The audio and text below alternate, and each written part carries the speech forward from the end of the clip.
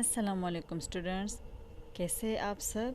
छुट्टियाँ कैसी गुजर रही है आपकी और काम कैसा जा रहा है आपका। आई एम श्योर कि आप सब अच्छे होंगे और काम भी अपना अच्छे तरीके से टाइम पे कर रहे होंगे। ठीक है, ओके ग्रेड 4 अभी हमारी एसएसटी की क्लास हो रही है। ठीक है, एसएसटी की प्रीवियस असेसमेंट से पहले हमारा जो काम था तो वो हमने अपना unit number lesson number 3 climate जो था तो वो हम स्टार्ट कर चुके थे। ठीक है, और उसमें हमने उसका जो हाफ क्वेश्चंस थे, ठीक है, और जितना भी ओरल वर्क था तो वो हम ख़त्म कर चुके हैं। उसमें 2 टॉपिक्स रहते थे, तो वो प्रीवियस वीडियो जो थी असेसमेंट से पहले वाली तो उसमें हम ख़त्म कर चुके हैं। ठीक है, उसके हाफ क्वेश्चन 1 2 3 भी हम कर चुके हैं। तो अभी हम आएंगे अपने क्वेश्चन आंसर की तरफ, और बुक में भी एक क्वेश्चन है तो वो भी कवर करेंगे। ठीक है, तो इसी के साथ हमारा लेसन नंबर 3 जो है तो वो कंप्लीट हो जाएगा इंशाल्लाह। ठीक है, तो काइंडली आप सब अपने नोटबुक्स भी निकालें और अपने बुक्स भी निकाल दें, क्योंकि हमारा काम जो है तो बुक में भी है और काम जो है तो वो नोटबुक में भी है। ठीक है, जैसे कि अगर आप अपनी नोटबुक खोल दें तो आपको यहाँ पे question number 1, question number 2 and question number 3 जो है क्लाइमेट लेसन के, लेसन नंबर 3 क्लाइमेट के जो है वो आपको नज़र आएंगे, क्योंकि ये आप लोग कर चुके हैं। हम इसके बाद वाली जो क्वेश्चन हैं क्वेश्चन नंबर 4, 5, 6 एंड 7 जो है और 8 उसकी तरफ जाएंगे। ठीक है, तो क्वेश्चन 3 हम कर चुके हैं। यहाँ पे जब आप नोटबुक ओपन करेंगे तो आप लोगों ने अपने पुराने वाले तरीके पे जाना है।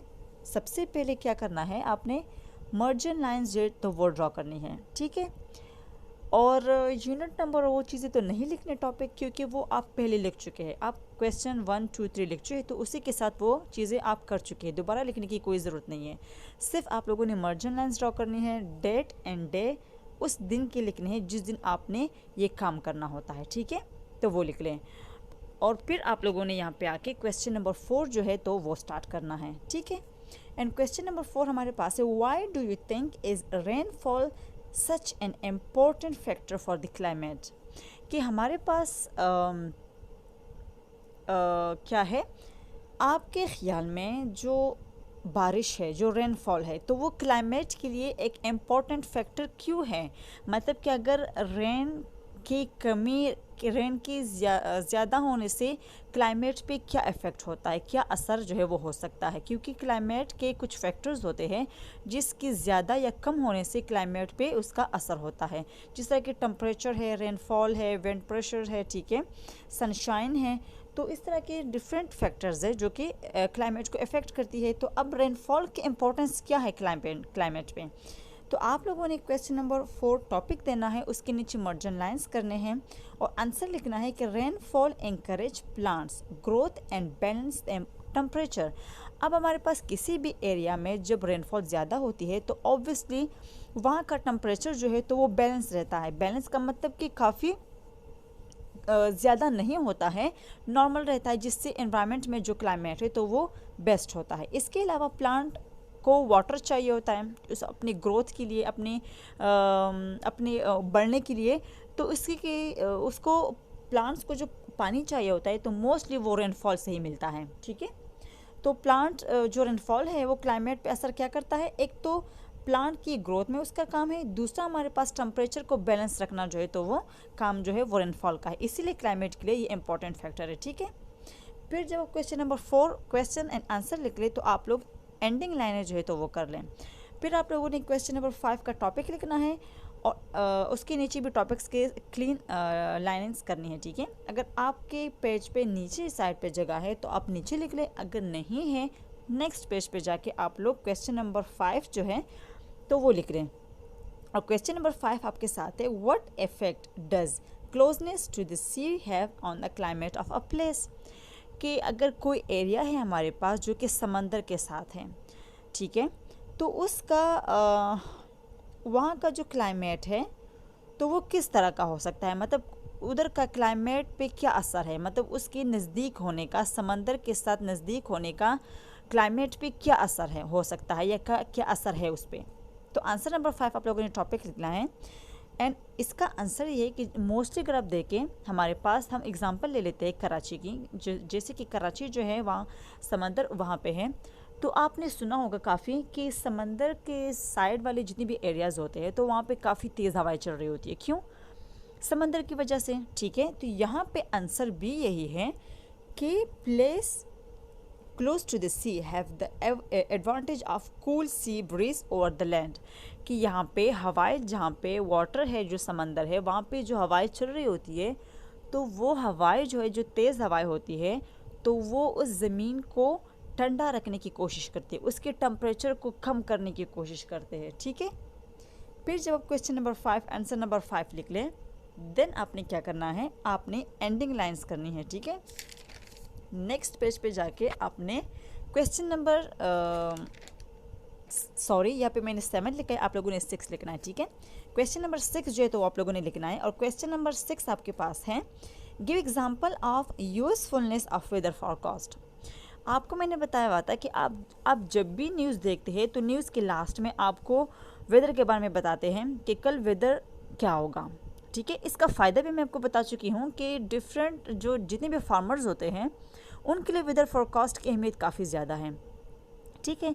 क्योंकि अगर उनको पता है कि कल बारिश होगी, ठीक है, तो वो अपने जितनी भी प्रॉपर्टीज़ होती है, जितनी भी क्रॉप्स वगैरह होते हैं, उनके लिए अरेंजमेंट, उसकी सेफ्टी के लिए अरेंजमेंट कर सकते हैं। अगर फॉर एग्ज़ाम्पल कल बारिश नहीं होगी, तब वो जाके इरिगेशन का जो सिस्टम है वो अपने क्रॉप्स के लिए अरेंज करना पड़ता है, अपनी प्रॉपर्टीज़ को देखना पड़ता है। अगर फॉर एग्ज़ाम्पल आप लोग डिफरेंट एक्टिविटीज़ को रखते हैं, ठीक है, प्लान करते हैं, तो आजकल जितनी भी एक्टिविटीज़ को प्लान करना होता है तो वो on the basis of weather forecast होता है, कि वेदर फॉरकास्ट से ही ये लोग अपने क्या करते हैं, ये डेली की प्लानिंग्स जो है फ्यूचर की, तो वो करते हैं। इसका फ़ायदा भी यही है कि अगर बारिश है तो आपने बारिश के हिसाब से प्लानिंग्स करनी है, अगर आपने सनी डे है तो आपने उसके हिसाब से प्लानिंग्स करनी है, ठीक है।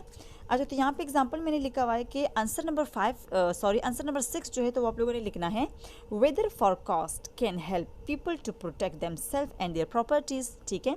कि अगर लोगों को वेदर फॉरकास्ट का फ़ायदा यही होता है कि वो अपने आप को और अपने प्रॉपर्टीज़ को फ्यूचर के लिए सेव कर सकें। तो ये सिंपल और आसान आंसर है इसका, ठीक है।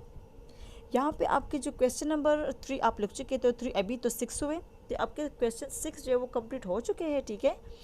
अभी हम जाएंगे बुक की तरफ, तो काइंडली आप सब जो है अपने बुक्स ओपन कर लें, ठीक है, और बुक पे जाएं आप 25 पे। 25 पे आपको एक क्वेश्चन मिलेगा, ठीक है, वर्क बुक जो वर्क पेज है वहाँ पे, put a tick against the true statement and a cross against the false one, ठीक है। ट्रू एंड फॉल्स सिंपली जो आपको पहले से उसके बारे में पता है, ठीक है। क्वेश्चन नंबर ए, यहाँ पे आपको बताया गया है कि high areas are usually hot, कि हमारे पास जितनी भी हाई लैंड वाले एरियाज़ होते हैं, जो हाई एरियाज़ होते हैं, तो उनमें काफ़ी गर्मी होती है। तो क्या आपके ख्याल में वहाँ पे गर्मी होती है? जहाँ पे मतलब प्लेन एरियाज़ होते हैं वहाँ पे गर्मी होती है, या हाईलैंड पे? तो वेरी गुड, आपका आंसर बिल्कुल भी सही है कि हमारे पास जो हाईलैंड्स होते हैं तो वहाँ पे गर्मी नहीं होती है, वो तो हाइट पे होते हैं। वहाँ का एटमॉस्फेयर, वहाँ की जो हवाएं होती है, वहाँ की जो रेन होती है, वहाँ की जो स्नोफॉल होती है, वो क्लाइमेट को कूल रखती है, ना कि हॉट। तो ये गलत है, ठीक है। Cool breeze blow from the sea toward the land, yes. हमारे पास जो ठंडी हवाएं होती है तो वो समंदर से ज़मीन मतलब लैंड की तरफ आने की कोशिश करती है, जो कोस्टल एरियाज़ होते हैं। तो क्या ये सही है? अभी मैंने आपको बताया उसके बारे में कि हाँ, ये बिल्कुल सही है कि समंदर के साथ जितने भी कोस्ट एरियाज़ होते हैं, ठीक है, तो वहाँ पे समंदर से ठंडी हवाएं लैंड की तरफ जा रही होती है, जो टेम्परेचर को मेंटेन रखने की कोशिश करती है, ठीक है। तो ये बिल्कुल सही है, it is true. Desert are very dry places, desert जो है तो वो काफ़ी खुश्क जगह हैं, बिल्कुल, क्योंकि हमारे पास वहाँ रेनफॉल कम होती है, वाटर की शॉर्टेज वहाँ पे होती है, प्लांटेशन वहाँ पे कम है जो कि रेनफॉल को अट्रैक्ट करें। तो यहाँ पे आपको बताया है कि डिज़र्ट जो है तो वो काफ़ी ड्राई प्लेसेस हैं। तो बिल्कुल सही है ये कि डिज़र्ट जो है तो वो ड्राई प्लेसेस में ही हम उसको उस कैटेगरी में डालते हैं, ठीक है। 4 नंबर आपके पास है कि forest do not receive much rainfall, कि जितने भी जंगलात होते हैं तो वो ज़्यादा रेनफॉल को अट्रैक्ट नहीं करते हैं। तो ये गलत है, क्यों नहीं करते? जहाँ पे आप देखें जहाँ पे हाईलैंड होते हैं, ठीक है, तो वहाँ पे काफ़ी ज़्यादा अगर फॉरेस्ट वगैरह पाए जाते हैं, ठीक है, जहाँ पे रेन फॉरेस्ट हो, जहाँ पे भी आपको प्लांटेशन ज़्यादा मिल रही होती है, तो इसका मतलब ये होता है कि जहाँ पे प्लांटेशन होती है तो वहाँ पे रेन जो है वो अट्रैक्ट होता है, इसलिए वहाँ पे बारिशें ज़्यादा होती है, ठीक है।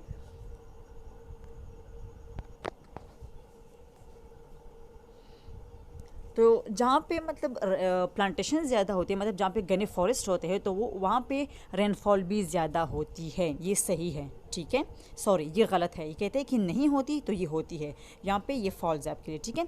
अच्छा, 5th नंबर पे हमारे पास है कि places close to the sea are always very hot, कि जो जगह मतलब जो कोस्टल एरियाज़ होते हैं, जो कि समंदर के बिल्कुल नज़दीक वाले जगह होती है, तो वहाँ का क्लाइमेट काफ़ी गर्म होता है। गर्म तो होता है, लेकिन उसके साथ साथ जो कूल्ड ब्रीज़ चल रही होती है, तो उसी कूल ब्रीज़ की वजह से वहाँ का टेम्परेचर कम होता है फिर। तो ये हमारे पास गलत है कि हॉट नहीं होती।